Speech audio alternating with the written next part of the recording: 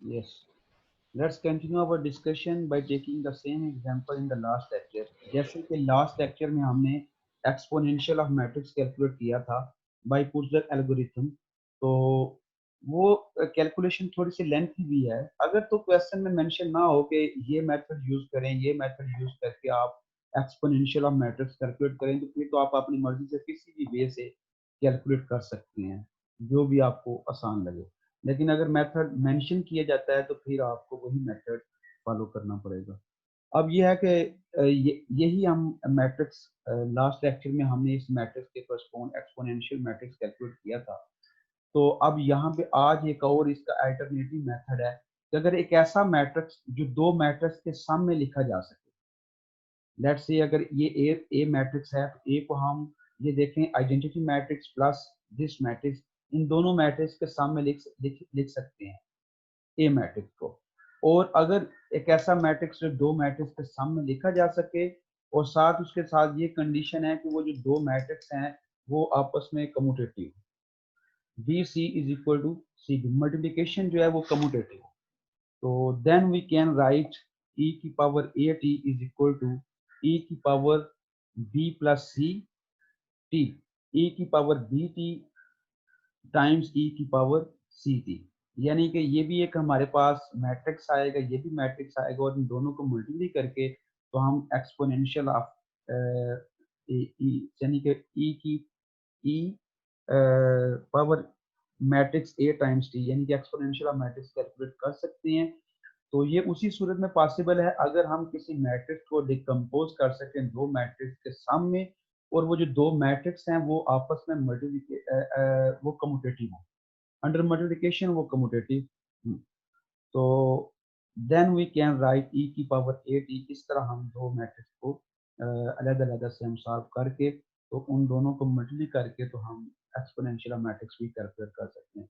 जैसे कि इस क्वेश्चन में वो तो बहुत लेंथी था प्रोसेस, लेकिन उसको हम अगर शॉर्ट वे में ये प्रॉपर्टी वो मैट्रिक्स सेटिस्फाई कर रहा है। तो ये देखें ए को हमने डिकम्पोज कर लिया।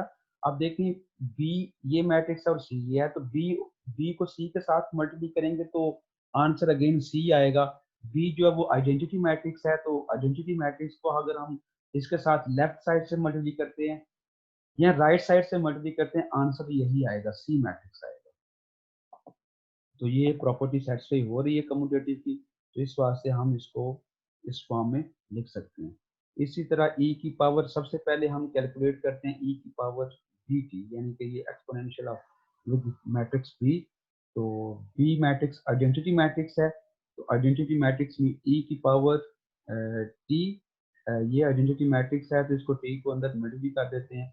अब ये एक रिजल्ट है कि अगर डायगोनल मैट्रिक्स हो, कोई भी डायगोनल मैट्रिक्स है, तो जब e की पावर में डायगोनल मैट्रिक्स है तो हम उसको एक्सपेंड करेंगे तो वो आंसर हम लिख सकते हैं e की पावर टी, e की पावर टी एंड, यानी कि यहाँ पर कुछ भी जो डायगोनल एलिमेंट्स हैं, लेट से यहाँ पे टी या टी स्क्वेयर या टी क्यूब है, तो हम यानी कि e की पावर में लिख देंगे e की पावर टी, e की पावर टी स्क्वेयर, e की पावर टी क्यूब, यानी कि जो डायगोनल एलिमेंट्स होंगे।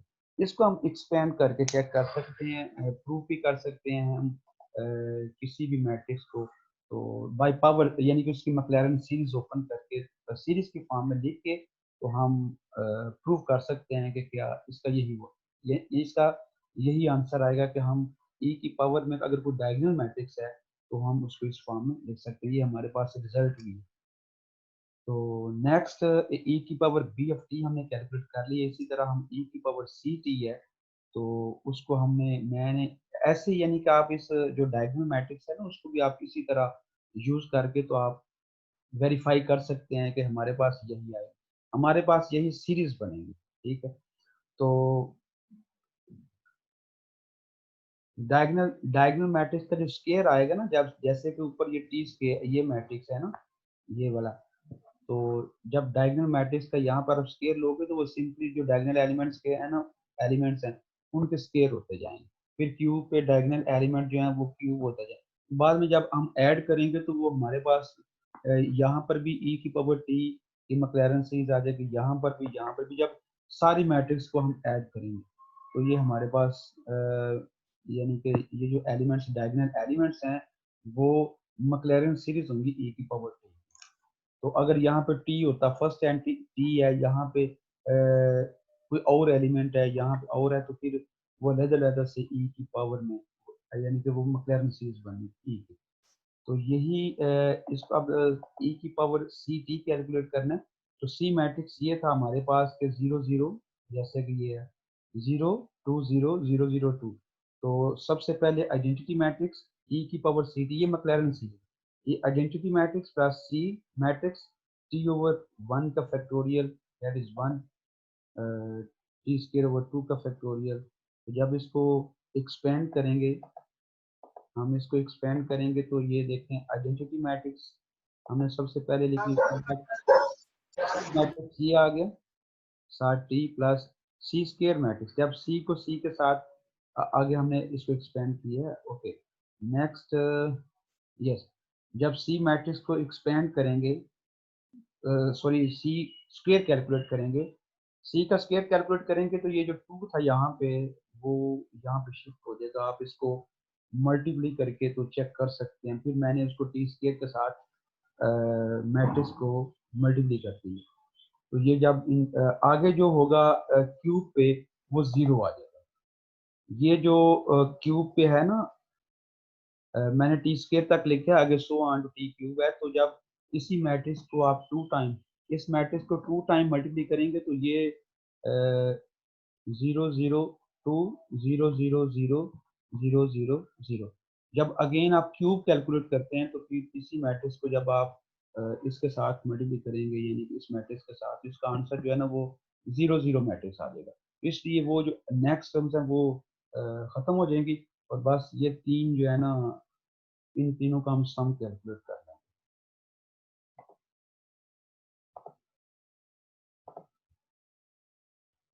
तो मैंने टी और टी स्क्वायर को अंदर मल्टीप्लाई कर दिया है। तो जब हम इन तीनों को ऐड करते हैं तो 1 2 टी स्क्वायर, ये हमारे पास e की पावर सी टी, यानी कि ये मैट्रिक्स आ गया।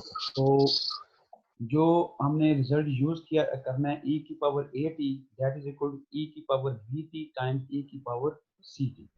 तो ये भी एक मैट्रिक्स है हमारे पास, ये भी मैट्रिक्स है, और दोनों को जब मल्टीप्लाई करेंगे तो हमारे पास जो आंसर आएगा वो आएगा e की पावर टी 2t e की पावर टी, ये एक मैट्रिक्स आ।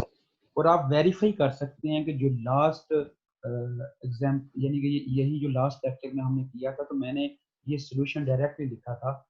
आई थिंक आप लोगों ने वो वेरीफाई कर लिया होगा कि वो मैंने एक स्टेप मिस कर किया था, जो इंटीग्रेशन लेनी थी। तो आज ये देखें वही आंसर उसी से मैच हो रहा है। तो इट मीन्स के ये भी मेथड जो है, इस मेथड से जो हमने क्वेश्चन को सॉल्व किया, एग्जैक्टली वही आंसर आ गया। तो ये दोनों सेम है, और ये उसी वक्त पॉसिबल होगा ये मेथड जब मैट्रिक्स ए को हम दो मैट्रिक्स के सामने इस तरह डिकम्पोज कर सकें कि बी और सी आपस में कम्यूटेटिव हो under multiplication, then it is possible. ये भी एक वे है, अल्टरनेटिव मेथड है एक्सपोनेंशियल ऑफ मैट्रिक्स को कैलकुलेट करना। वी हैव अ रिजल्ट, हमने ये पहले भी डिस्कस किया था, variation of constant formula. assume that A is an n by n continuous matrix on an interval I, and B is the continuous vector function on I, and phi is the fundamental matrix. Fundamental matrix तो जाहिर है homogeneous system का होगा। Then the solution of the initial value problem, this non-homogeneous solution, non-homogeneous equation का जो solution होगा वो हमारे पास होगा x of t is equal to phi of t fundamental matrix and phi inverse t0। जो t0 initial condition है उसके ऊपर आपने phi of t कैलकुलेट करना है, उसके बाद phi of t0, t को t0 से रिप्लेस करके तो उसका इनवर्स कैलकुलेट करना है। ठीक है, x0 हमें गिवन है, plus phi of t t0 to t phi inverse s ds ds, ये है इसका सॉल्यूशन नॉन होमोजेनियस सिस्टम का। तो इसके लिए हमें सबसे पहले फंडामेंटल मैट्रिक्स कैलकुलेट करना पड़ेगा। अब ये अगर जो कांस्टेंट कोएफिशिएंट वाले मैट्रिक्स है, जो अगर मैट्रिक्स ए जो है वो कांस्टेंट मैट्रिक्स है जिसकी एंट्रीज कांस्टेंट है। तो फिर तो आप e की पावर ए टी यानी कि वही जो हमने लास्ट लेक्चर में इसका स्पेशल केस था, वेरिएशन ऑफ कांस्टेंट का, कि e की पावर ए टी आपने कैलकुलेट कर लिया बाई पुर्जर एल्गोरिथम। और भी वेज हैं, ठीक है। तो यहाँ पे अगर ए टी जो है वो कंटिन्यूस मैट्रिक्स है, लाइक इसकी जो एंट्रीज हैं वो अगर कांस्टेंट कांस्टेंट्स नहीं है, तो फिर भी फिर कैसे क्वेश्चन को सॉल्व करना है, फाइव टी कैसे कैलकुलेट करना है, तो इससे रिलेटेड हमारे पास एक रिजल्ट है। सबसे पहले हमने क्या करना है कि अज्यूम, ये हमारे पास रिजल्ट है जो हम यूज करेंगे। Assume A F T is continuous n by n matrix function on an interval i if A T times A S, T को आपने एस से रिप्लेस करके अगर ये दोनों मैट्रिक्स को हम यानी कि टी को अगर एस से रिप्लेस करते हैं तो ये दोनों मैट्रिक्स जो है अगर वो कम्यूटेटिव हैं, then phi of t fundamental matrix is equal to e की power t0, this is the initial condition, initial value t0 and t as ds। आप इसको इंटीग्रेट करेंगे, इस मैट्रिक्स को इंटीग्रेट करेंगे, लोअर लिमिट इनिशियल वैल्यू होगी और upper limit T put करके तो हम एक्सपोनेंशियल मैट्रिक्स यानी कि ये निकाल लेंगे जो कि फंडामेंटल मैट्रिक्स होगी। फंडामेंटल मैट्रिक्स जब हम निकाल लेंगे तो फिर हम फंडामेंटल मैट्रिक्स को इसी वेरिएशन ऑफ कांस्टेंट फार्मूला में यूज करके तो हम सॉल्यूशन इस नॉन होमोजेनियस सिस्टम का लिख सकते हैं। इसी रिजल्ट, ये दो रिजल्ट्स हैं जो यूज करेंगे तो हम नॉन होमोजेनियस सिस्टम का सॉल्यूशन लिख सकते हैं। So this is the non homogeneous system, here a is 1 over t, 0 0 2 over t। हमारे पास जो मैट्रिक्स है वो a है, दिस इज नॉन कांस्टेंट यानी कि इसका जो कोएफिशिएंट है वो कांस्टेंट्स नहीं है। तो इंटरवल जो हमें गिवन है वो 0 टू इन्फिनिटी है। तो इस इंटरवल के ऊपर देखें तो ये सबसे पहले तो इसकी जो यूनिकनेस है यानी कि सॉल्यूशंस की यूनिकनेस है वो हमें यहाँ से पता चल जाता है। हमने एक रिजल्ट पढ़ा था शुरू में बुक में कि अगर ए मैट्रिक्स और बी मैट्रिक्स जो हैं वो कंटिन्यूस हों over the interval, then there exist a unique solution. तो ये देखें, ये मैट्रिक्स के जो कोएफिशिएंट्स हैं, जो एंट्रीज हैं ए और बी की, वो कंटिन्यूस हैं over the interval 0 to infinity. तो सॉल्यूशन तो इसका एग्जिस्ट करेगा by existence and uniqueness theorem. तो हमारे पास जो ए एफ टी मैट्रिक्स है वो 1 over T 0 0 2 over T, a S क्या होगा 1 ओवर एस, एफ टी को हमने एफ से रिप्लेस कर दी है। तो अगर हम इसको दोनों को मल्टीप्लाई करते हैं, चेक करते हैं कि वो थ्योरम एप्लीकेबल है भी कि नहीं इसके ऊपर। जब दोनों मैट्रिक्स को हम मल्टीप्लाई करेंगे तो 1 over T S 0 0 4 over T S. तो ये देखते हैं ये भी टी और एस, ये again A S A T यानी कि ये दोनों इक्वल है। अगर हम इसको भी ए एस को ए टी के साथ मल्टीप्लाई करते हैं तो यही हमारे पास मैट्रिक्स है। तो phi of t is equal to e की पावर टी 0, हमारे पास जो इनिशियल वैल्यू थी वो 1 थी, 1 to t a s d s, e की पावर 1 टू टी। इसी तरह मैट्रिक्स जो है उसको हम इंटीग्रेट करेंगे, lower limit 1 and upper limit T, इसका लॉग एस, लॉग एस में अपर लिमिट टी है तो लोअर लिमिट 1 है, जब वो पुट करेंगे तो वो लॉग ऑफ टी आ जाएगा। इसी तरह इसको भी सॉल्व करेंगे तो जब ई ये डायगोनल मैट्रिक्स है, अगर डायगोनल मैट्रिक्स है तो आपको बताया है कि वो ई की पावर में यानी कि हम लिख सकते हैं ये एंट्रीज जो है। तो जब ई की पावर में लिखेंगे तो ये ई की power log of t t and e की power 2 log of t t square आ जाएगा।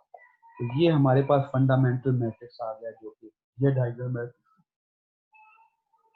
फंडामेंटल मैट्रिक्स हमने फाइंड आउट कर लिए होमोजेनियस सिस्टम का। अब हम इसी को यूज करके by using variation of constant formula हम नॉन होमोजेनियस सिस्टम का सॉल्यूशन लिख सकते हैं। टी 0 फाइव टी हमने लिख लिया, उसके बाद फाइव इनवर्स 1, टी 0 हमारे पास 1 है, ठीक है। तो टी 0 1 है, तो जब हम टी 0 की वैल्यू पुट करेंगे तो जो कि 1 है तो ये 1 1 आइडेंटिटी मैट्रिक्स आ जाएगा। तो आइडेंटिटी मैट्रिक्स का इनवर्स इटसेल्फ होगा, तो हम उसको आइडेंटिटी मैट्रिक्स ही लिख लेंगे यहाँ पे। x0 हमारे पास 1 माइनस 2 है, प्लस फंडामेंटल मैट्रिक्स लिख लिया 1 to t, and fundamental matrix का इनवर्स कैलकुलेट किया। फंडामेंटल मैट्रिक्स ये जो t, इसका जब इनवर्स कैलकुलेट करेंगे तो ये हमारे पास आएगा, मैट्रिक्स का इनवर्स आएगा 1 over s 0 0 1 over s square। तो इस मैट्रिक्स को जब आप बी एस से मल्टीप्लाई करेंगे तो हमारे पास आंसर आएगा एस 1 over s। जब इसको अगेन इंटीग्रेट करेंगे तो upper limit t and lower limit 1 put करेंगे तो ये मैट्रिक्स आएगा। इसी तरह जब ये दोनों मैट्रिक्स को मल्टीप्लाई करेंगे तो ये अगेन हमारे पास ये मैट्रिक्स आ जाएगा 1 over 2 t cube minus t। तो ये दोनों मैट्रिक्स को हम सम, इसका इनका सम कैलकुलेट करेंगे तो 1 over 2 t cube plus 1 over 2 t। तो जब ये हमारे पास सॉल्यूशन आ जाएगा नॉन होमोजेनियस सिस्टम का, जो हम फाइंड आउट करना चाह रहे थे। तो इस वे से हमने वो भी सिस्टम सॉल्व कर सकते हैं जिसमें ए एफ टी जो है वो कांस्टेंट नहीं है, आई मीन कि उसकी जो एंटीज हैं वो कांस्टेंट्स नहीं है, वो वेरिएबल है, लेट्स से टी है। तो हम ये जो रिजल्ट जो हमें दो आज पढ़े हैं, इन दोनों को यूज करके तो हम नॉन होमोजेनियस सिस्टम का सॉल्यूशन कैलकुलेट कर सकते हैं, और होमोजेनियस का भी ऑफ कोर्स कैलकुलेट कर सकते हैं। वो होमोजेनियस का सबसे पहले फंडामेंटल मैट्रिक्स कैलकुलेट करेंगे, ठीक है। तो अब नेक्स्ट ये एक असाइनमेंट है आपके लिए, assignment number 1। let a of t is equal to minus a, prove that for all t greater than 0 exponential matrix is orthogonal। उसके बाद let x1 and x2 be the solution of this system where a is continuous function on I think I should write here p of t। ये मैं I think यहाँ पे miss कर गया हूँ, मे भी मैं इसकी ये पिक्चर आपको दोबारा सेंड कर देता हूँ। यहाँ पे लिखना है B F T where A and B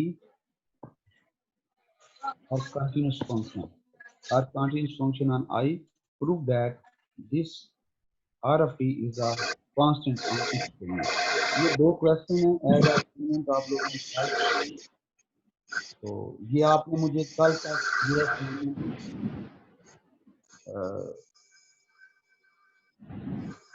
24 hours हैं आपके पास, ये असाइनमेंट आप सेंड करें, कल तक हो जाएगी ना ये दो क्वेश्चन। सर एक्चुअली आज ना हमारा पेपर है तो हमें टाइम थोड़ा सा ज्यादा दे दें। जी सर, आज हमारा 4 बजे पेपर है। आज जी यस सर। जी सर, आज 4 बजे पेपर है सर। फ्लूट का यानी कि मिड टर्म का पेपर है ना आपका? Yes sir. जी सर। अच्छा ठीक। तो दूसरा एहसान साहब का हो गया मिड टर्म का पेपर? नो सर, अभी होना है। नहीं सर, अभी नहीं हुआ सर। उनको भी मैंने कल बताया था, मतलब ये है कि नेक्स्ट क्लास में फिर आपका ओडी का पेपर होगा, तो please be ready. Next I mean के नेक्स्ट संडे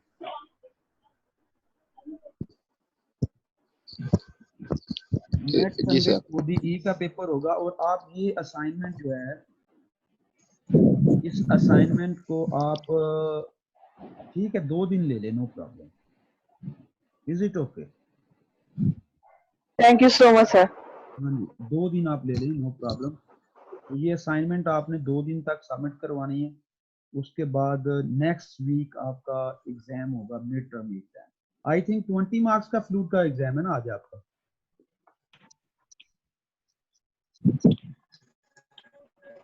जी सर। हाँ जी 20 मार्क्स का। जी सर, 20 मार्क्स का। इंशाल्लाह नेक्स्ट संडे आपका ओडी का एग्जाम होगा। और बी रेडी कि हो सकता है कि मैं एहसान साहब से बात करता हूँ, आपका लीव हो जाएगा कभी नेक्स्ट वीक ही। यानी कि वही नेक्स्ट एक ही रखें, दो की एक प्रिपरेशन ही रखें ना, एक आपके पास एक वीक में सर एक ही रखें सर, वो आपके पास उससे नेक्स्ट में कर लें। चलें फिर ठीक है, नेक्स्ट आप रेडी रहें ओडी के हवाले से। तो मैं एहसान साहब से बात करता हूँ कि वो क्या सोचती हैं इस बारे में। उन्होंने भी एग्जाम तो लेना है ना, असल में आगे टाइम कम है, तो टाइम कम होने की वजह से हमें ये चीज़ें, एक तो सेमेस्टर पहले ऑलरेडी यानी कि बहुत लेट स्टार्ट हुआ था, तो उस हवाले से ये चीज़ें जो है ना वो विद इन टाइम होनी चाहिए। तो देखते हैं फिर। अभी तो मैं और भी चीज़ें इसमें इंक्लूड करना चाह रहा था नेक्स्ट सेशन में। तो अगर आप नेक्स्ट वीक एग्ज़ाम है आपका इस, और ये असाइनमेंट भी आपने करनी है, तो मैं यहाँ तक ही इसको करता हूँ ख़त्म। और हाँ, एक और असाइनमेंट, जो असाइनमेंट 2 मैंने आपको देनी है, वो है stability of the linear system. वो आपने मुझे एग्जाम के बाद सबमिट करवाना। आपने stability of the linear system के ऊपर एक असाइनमेंट तैयार करनी है, जिसके अंदर वो सारा मटेरियल लिखना है। फॉर एग्जांपल के मैं आपको हिंट दे देता हूँ। सिस्टम जो, let me open the book first of all. मैं बुक ओपन करके आपको बताता हूँ। वो आपने असाइनमेंट प्रिपेयर करनी है और वाइवा एग्जाम भी होना है, तो जाहिर है अगर आप असाइनमेंट प्रिपेयर कर लेते हैं तो फिर वाइवा भी उसी से रिलेटेड होगा और जो हमने पीछे पढ़ा है। तो let me open the writing here. जैसे कि ये मैंने अभी एक बुक देखा था, लेट मी ओपन अगेन, ये मुझे दोबारा ओपन करना पड़ेगी। ये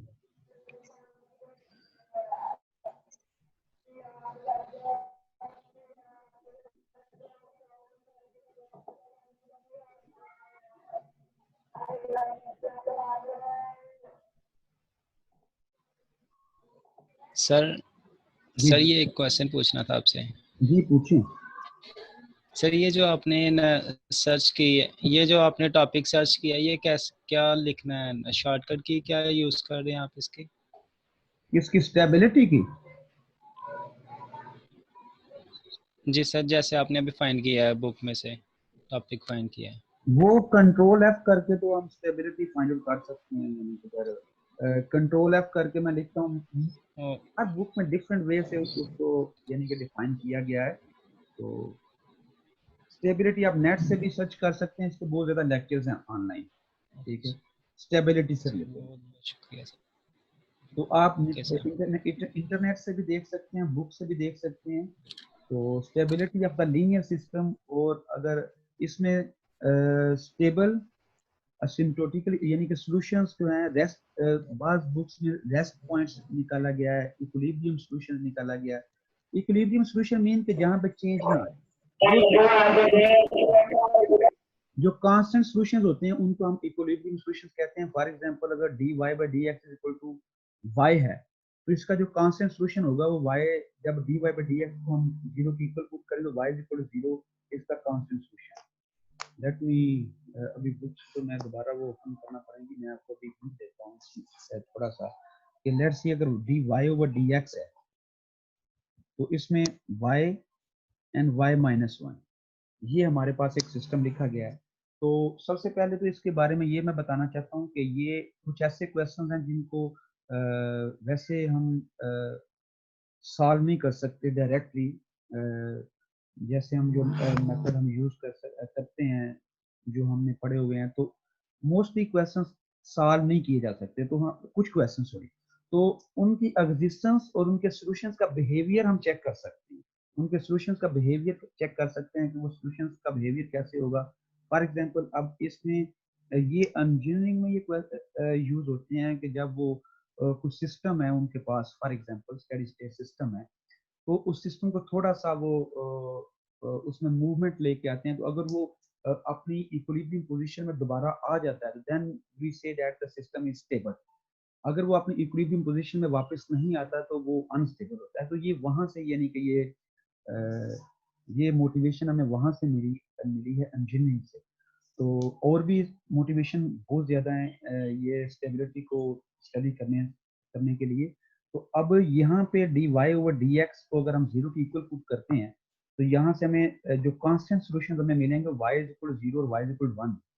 तो ये इसके कांस्टेंट सॉल्यूशन इस डिफरेंशियल इक्वेशन के y इज इक्वल 0 और y इज इक्वल 1 देखिए इस सिस्टम को सेटिस्फाई कर रहा है, ठीक है। तो ये इसको हम जीरो सॉल्यूशन भी कह सकते हैं, रेस्ट सॉल्यूशन भी कह सकते हैं, इक्विलिब्रियम सॉल्यूशन भी कह सकते हैं। डिफरेंट बुक्स में डिफरेंट वे से इसको नाम दिया गया है। तो अगर हम ग्राफिकली इसको देखें कि ग्राफिकली इसको कैसे विजुअलाइज किया जा सकता है इस सिस्टम को, कि ये 0 और 1 क्या है, स्टेबल है, अनस्टेबल है, कि सिम्प्टोटिकली स्टेबल है। तो इसको हम इस तरह लिखते हैं कि फेस पोर्ट्रेट इसका ड्रा कर सकते हैं। फेस पोर्ट्रेट हम कैसे ड्रा करते हैं कि dy ओवर dx है, तो इसको हम ऐसे लिख लेते हैं f of y is equal to y and y minus 1। तो इफ f ऑफ y ये चेक करना है कि ये इंक्रीजिंग है या डिक्रीजिंग है, ठीक है। तो सबसे पहले अगर तो हम इसमें डायरेक्टली हम पुट करके देख सकते हैं कि ये जो 2 पॉइंट आए, एक 0 आया और एक 1 आया, ठीक है। तो 0 के नीचे बिहेवियर क्या है फंक्शन का, 0 के ऊपर क्या है, और 0 और 1 के दरमियान का 1 से ऊपर क्या है। तो 0 से नीचे अगर हम कोई वैल्यू पुट करते हैं, फॉर एग्जांपल -1/2 पुट करते हैं, तो ये देखें इसका ओवरऑल आंसर जो है ना वो पॉजिटिव आएगा। एफ ऑफ वाई जो है ना वो पॉजिटिव होगा, यानी कि ग्रेटर देन 0 होगा for putting the value of y by taking value of y less than 0। तो इसको हम इस तरह का एरो लगा देते हैं इसके ऊपर एरो, और उसके बाद 0 और 1 के दरमियान अगर कोई वैल्यू पुट करते हैं, फॉर एग्जांपल 1/2 लेते हैं, तो इसका ओवरऑल आंसर नेगेटिव आएगा, तो हम एरो इस तरह यूज करते हैं। उसके बाद 1 से डिक्रीजिंग के, यानी कि ये नेगेटिव साइन के हवाले से।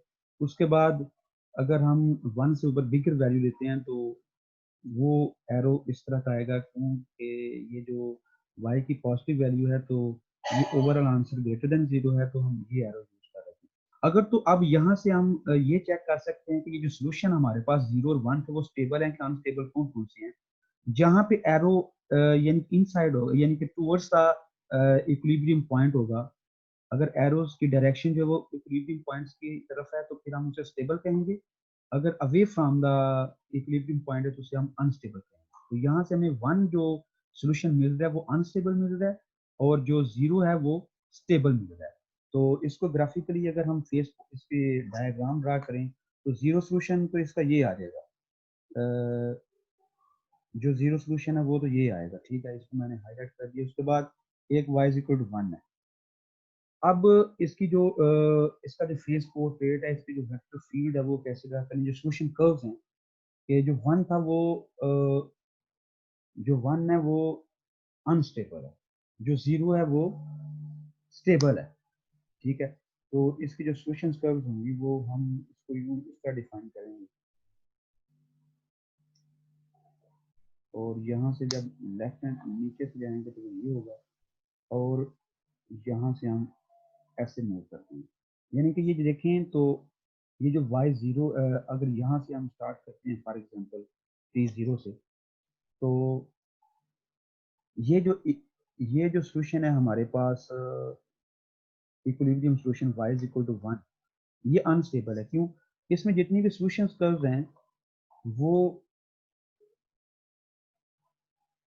दूसरी, यानी कि इससे जो सोल्यूशन कर्व है हमारे पास ये वाली y इज इक्वल टू 1, ये कांस्टेंट सोल्यूशन का जो डिस्टेंस है वो बढ़ता चला जा रहा है। जो हमारे पास जो सोल्यूशन कर्व्स है, यानी कि वो एक पॉइंट पे, यानी कि इस हमारे पास इसकी जो डेफिनेशन है पर्टिकुलर वो ये है कि अगर हमारे पास कोई भी यानी कि ये y0 मैं इसको कह देता हूँ y0 माइनस हमारे पास जो इसका let's see this is the t0, ये हमारे पास t0 है, ये y0 है फॉर एग्जांपल, और ये हमारे पास y1 है। इसका जो डिस्टेंस है वो लेस देन डेल्टा है। तो हमारे पास जो सोल्यूशन का जो ये जो सोल्यूशन है, जो सोल्यूशन कर्व्स हैं, उनका जो डिस्टेंस है वो लेस देन एप्सिलॉन होना चाहिए, जो कि यहाँ पे जो कंडीशन फुलफिल नहीं हो रही कि ये सोल्यूशन जो है वो दूसरी तरफ मूव कर रहे हैं। सोल्यूशन कर्व जो है वो इक्विलिब्रियम सोल्यूशन से अवे जा रही है, दूसरी तरफ जा रही है। डाइवर्ज कर रही हैं। तो इसलिए ये जो पॉइंट, ये जो इक्विलिब्रियम सॉल्यूशन है y इज इक्वल टू 1, ये अनस्टेबल है।